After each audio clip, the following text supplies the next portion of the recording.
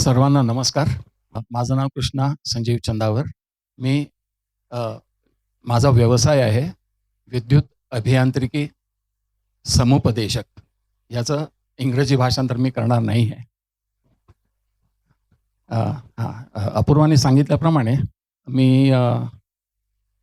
हे म्हणजे भीष्मचे आणि कीर्तन विश्वचे व्हिडिओ 1-1.5 वर्षापासून बघत आहे आणि तेव्हा मला अतिशय आवड निर्माण झाली आणि मी एक प्रश्न पण टाकला होता, की तुमचे कोर्सेस असतील तर मला कळवा. आणि त्याप्रमाणे मला ह्या मला वाटतं डिसेंबर, जानेवारी महिन्यामध्ये कीर्तन विश्वचा कथाकार आणि कीर्तनकारचा अभ्यासक्रम मी केला. त्यानंतर झाडून सगळे अभ्यासक्रम मी केले आणि आता मी जास्त वेळ घेणार नाही. तर या विषयावर संदर्भाला धरूनच मी बोलेन, बाहेरचं बोलणार नाही. तर मी काही वैयक्तिक गोष्टी पण सांगेन या संदर्भाला धरून. आपण काश्मीर फाईल्स, केरळा स्टोरी इत्यादी आपण ऐकलंय.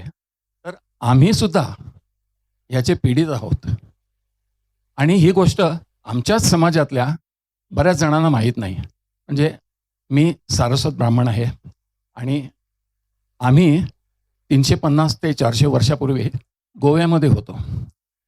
गोव्यामध्ये गौडपादाचार्यांनी स्थापन केलेला अतिशय पुरातन मठ आहे सारस्वतांचा. तेव्हा सारस्वत समाज एकच होता. पोर्तुगीजांच्या काळात अत्याचार आणि इतके वाढले होते की हिंदूंना आणि विशेषतः ब्राह्मणावरती त्यांचा डोळा होता.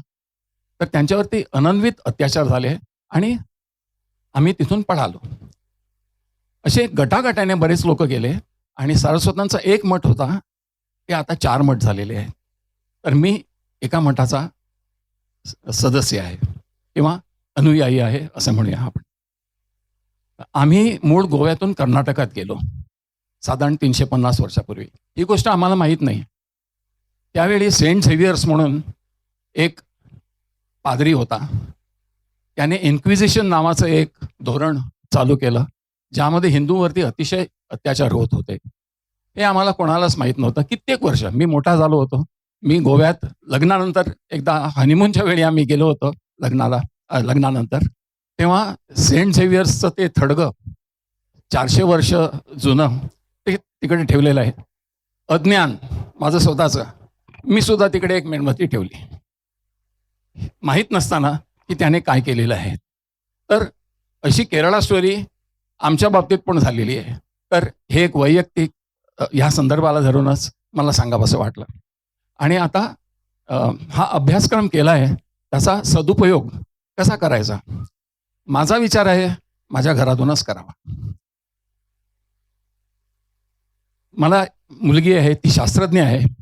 MSc, PhD, पोस्ट डॉक्टरल असं अनेक तिने केलेलं आहे. अतिशय गोड स्वभावाची, सुंदर, बुद्धिमान इत्यादी. पण दुर्दैवाने नास्तिक आहे. तर हळूहळू कठीण आहे. स्वतःच्या मुलीला बोध देणं फार कठीण आहे, पण मी प्रयत्न करेन. त्याचप्रमाणे माझा सख्खा मोठा भाऊ नास्तिक, म्हणजे इतका नास्तिक की प्रत्यक्ष देव त्याच्यासमोर आणून ठेवला तरी पण तो विश्वास ठेवणार नाही असं. माझा मेवणा, बहिणीचा नवरा, तोही अतिशय नास्तिक. पण एक गोष्ट, या दोघांच्या बाबतीत नास्तिक असले तरी ते हिंदुत्ववादी आहेत. म्हणजे मनात त्यांच्या कुठेतरी ही जाणीव आहे की आपण हिंदू आहोत. आणि जरी समजा त्यांना ते व्यक्त करता येत नसेल किंवा मानत नसतील किंवा प्रत्यक्ष दाखवत नसतील, पण त्यांना जाण आहे. तर त्यामुळे त्यांच्या बाबतीत मला काही म्हणायचं नाही आहे. ते हिंदुत्ववादी आहेत जरी नास्तिक असले तरी. तर अशा प्रकारची बरीच माणसं आपल्याला समाजात मिळतात. तर कीर्तन विश्वचा कोर्स केले असल्यामुळे, कीर्तनकाराचा कोर्स केले असल्यामुळे माझा असा विचार आहे आणि मी थोडंफार गाऊ शकतो. शास्त्रीय संगीत शिकलेलो आहे, शास्त्रीय संगीत गातो सुद्धा.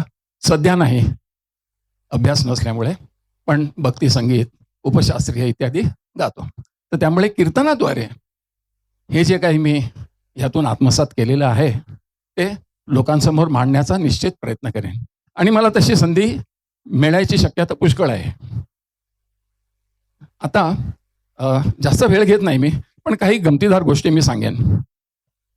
आता धर्म म्हणजे काय इत्यादी हे मी काही गोष्टी लिहिल्या मी. येताना ते जरा वाचत होतो प्रवासात, पण ते आता मी सांगणार नाही. तर मी काही तुलनात्मक गोष्टी सांगतो. धर्म आणि धर्म एका बाजूला, पंथ पंथ रिलिजन आणि मजहब हे दुसऱ्या बाजूला. तर आपण सगळेच जाणतो धर्म म्हणजे काय आणि रिलिजन म्हणजे काय किंवा मजहब म्हणजे काय. धर्म म्हणजे सत्य, न्याय, नीती आणि कर्तव्याचा मार्ग स्पष्ट करतो. तसेच चार पुरुषार्थांच्या साह्याने जीवनाचे परमलक्ष्य साध्य करतो. पंथ अथवा मजहब म्हणजे एका साचेबद्ध संकुचित विचारसरणीचा आणि एका व्यक्तीपासून प्रवर्तित झालेली विचारधारा. एका विशिष्ट काळात काही सामाजिक घटनांचा परिपाक म्हणून एखाद्या व्यक्तीचा प्रभाव आणि महत्त्व वाढून व्यक्ती केंद्रित पंथ निर्माण झाले आणि रूढ झाले. धर्म म्हणजे जाणून घेणं, जाणून घेतलेलं समजून घेणं आणि जे समजून घेतलं आहे त्यापासून बोध प्राप्त करून घेणं म्हणजे धर्म. रिलिजन अथवा मजहब म्हणजे मानणं, अंधविश्वास आणि अंधश्रद्धा. इतका पराकोटीचा अंधविश्वास की त्यांच्या मताविरुद्ध जाणाऱ्यांना ते ठार सुद्धा मारतात. धर्म म्हणजे जीवनविद्या आणि जीवनाविषयक मार्गदर्शन. धर्मामध्ये मतभिन्नतेचा स्वीकार केला जातो, तसेच आदरही केला जातो. रिलिजन मजहब म्हणजे देवाने दिलेले आदेश, देवाने घालून दिलेले नियम, तसेच मतभिन्नतेला स्थान नाही. धर्म हा नेती नेती ह्या तत्वावर ज्ञानाच्या मार्गाने अंतिम सत्याच्या शोधात आहे. आपण असं कधी म्हणत नाही की आपण अंतिम सत्य जाणतो.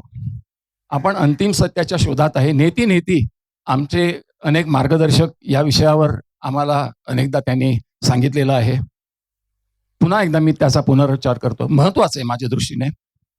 नेती नेती म्हणजे शब्दशः शब्दार्थ हे नाही हे नाही, त्याचा भावार्थ हे अंतिम सत्य नाही, त्याचा गूढार्थ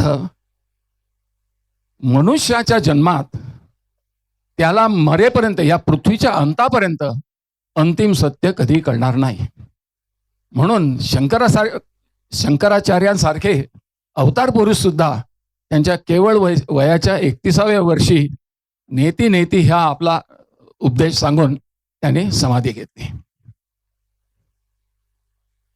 आणि त्याच्या विरुद्ध रिलिजन आणि मजहब यांचे पालन करणारे असं समजतात की आपल्याला अंतिम सत्याचं ज्ञान आहे, ह्या भ्रमातच असतात ते, आणि ह्यातून मग अनेक संघर्ष निर्माण होतात. धर्म हा अज्ञानाच्या अंधकारापासून मुक्त करून मोक्षाचा मार्ग दाखवतो आणि बंधनातून मुक्त करतो. या विरुद्ध रिलिजन आणि मजहब हे तुम्हाला बंधनात जखडून ठेवतात. काही ठराविक मान्यता आणि त्यांच्या मर्यादित संकुचित विचारसरणीतून सुटका करू देत नाहीत. एक वेळ माणूस नरकातून मुक्त होईल, पण रिलिजन मजहब यांच्या कचाट्यातून नाही. आणखीन एक दोन गोष्टी आहेत. नेहमी आपला संभ्रम होतो. आपली तरुण पिढी बरेचदा म्हणते, एवढे देव कशाला आहेत आपल्यात, एकच देव ठेवा ना. ठेवा म्हणजे काय? देवांची संख्या आपण निश्चित करू शकत नाही. जितके देव आहेत तितके आहेत, किती असू शकतील. 1,00,000, 1,00,00,000, 1,000,000, अनंत आपण सांगू शकत नाही. देव, देवता, देवी, दैवी शक्ती, दैवी तत्व किती असू शकतील. आता सारांश. धर्म म्हणजे स्वतःला समजून घेणं, आपल्यातलं देवत्व जाणून घेणं आणि आपला आर्थिक परमार्थिक उत्कर्ष साध्य करून घेणं. तसंच इतरांतील दैवत्व जाणून घेऊन त्यांच्या उन्नतीला सुद्धा सहाय्य करणं. रिलिजन मजहब म्हणजे आपल्या विचित्र विचारसरणीला पुढे रेटून संघर्ष निर्माण करून आणि त्यांचं निमित्त करून जिहाद, क्रुसेड यांच्या नावाखाली इतरांना लुबाडणे, ठार मारणे, अत्याचार, हिंसाचार, विध्वंस करणे आणि त्याद्वारे आपली सत्ता थोपणे असल्या अधम वृत्तीला आपण धर्म म्हणू शकतो का? नाही, अजिबात नाही. 2च मिनिटं.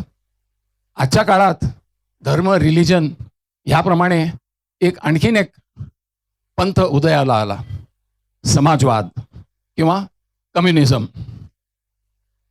समानतेच्या नावाखाली ज्याप्रमाणे रिलिजन आणि मजहब ह्याने उच्छाद मांडला, तसंच कम्युनिस्टांनी आपल्या विचारसरणीसाठी लाखो करोडो लोकांना ठार मारलं आणि त्याला रेव्होल्युशन या गोंडस नावाखाली खपवलं.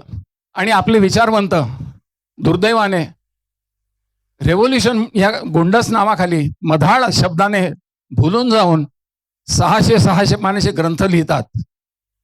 पण त्यांना हे समजत नाही की कम्युनिझमने आतापर्यंत काय साधलं. अजूनही त्याचे गोडवे घात असतात. एवढं बोलून मी माझं 2 शब्द संपवतो. धन्यवाद.